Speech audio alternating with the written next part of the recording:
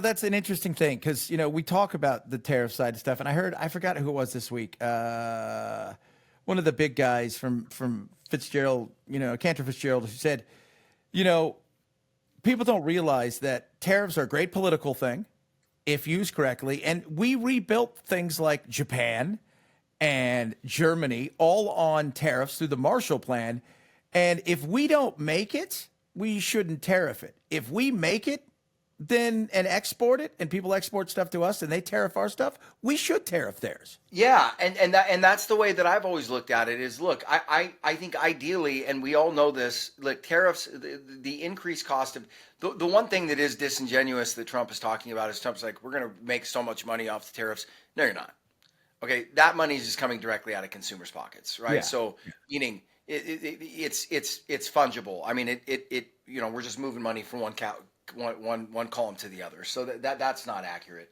Nominally speaking, sure, money's going to add up in the tariff account, but it's going to come from increased consumer prices.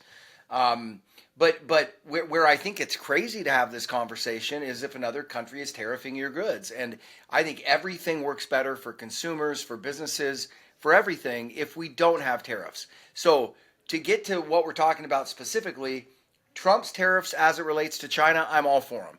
I don't think he has any intention of levying a 200% tariff against China on anything. I think like with most things with Trump, he is coming in here asking, you know what I mean? He's setting the bar high, so he's got room to recede. Trump is so like that, right? Everything is a negotiation. He's always setting up for it to be a negotiation and give himself wiggle room. But, I look at, I think the last election cycle was a perfect example, right? They beat on Trump and his tariffs through the entire election. And do you know how many of those tariffs Biden repealed? None, right? Especially with China. He actually increased them. Yeah, zero, right? So, and isn't it funny that nobody's talked about any of the tariffs that he put into place? Yeah. Nobody's talked about the fact, and now it's funny that they're rolling the tariff train out again, going, oh, Trump's going to use tariffs. And you're like, good God, you guys did this the last election cycle too, right? And they'll continue to do it, man. That's what they do. Talking to Zach Abraham, Chief Investment Officer at Bulwark Capital. The commodity world, you and I have talked about it. Well, I think it's a hot place to be. I think you've got every kind of precious metal that's out there. I think people I think smart money's moving towards commodities because they see growth, opportunity. They see profit because you've got now, it's earnings time and stuff like that. And you look over and you're like, I still am amazed, man, when I see companies just like, dude, our earnings are down, but our stock is going up. And then the other side, I look over here and you're like, your earnings are up and nobody's buying your stock. Right.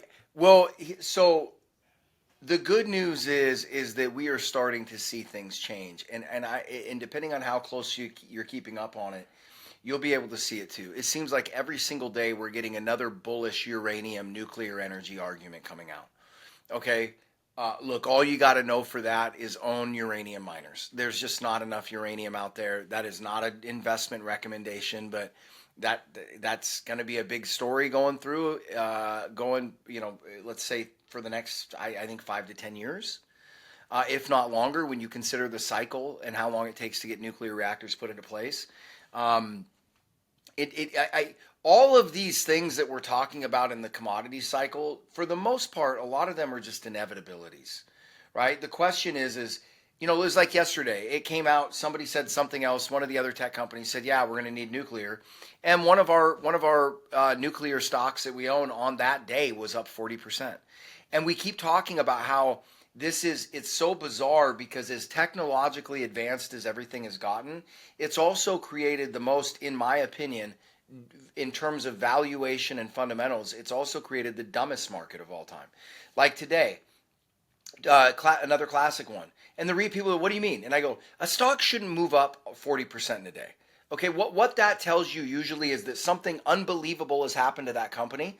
And in this company's case, there was nothing idiosyncratic that helped happen with them. The reason it was up 40% in a day is people all of a sudden went, oh, this nuclear uranium thing's kind of real.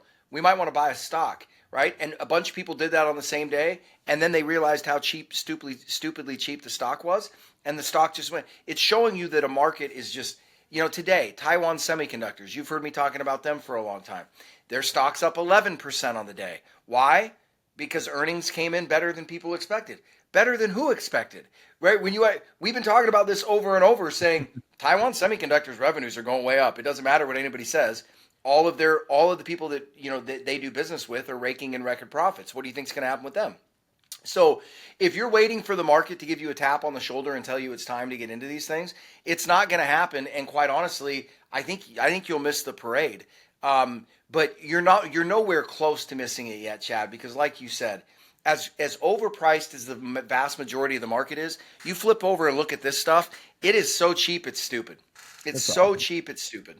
It's beautiful. Talking to Zach Abraham, Chief Investment Officer, Bulwark Capital.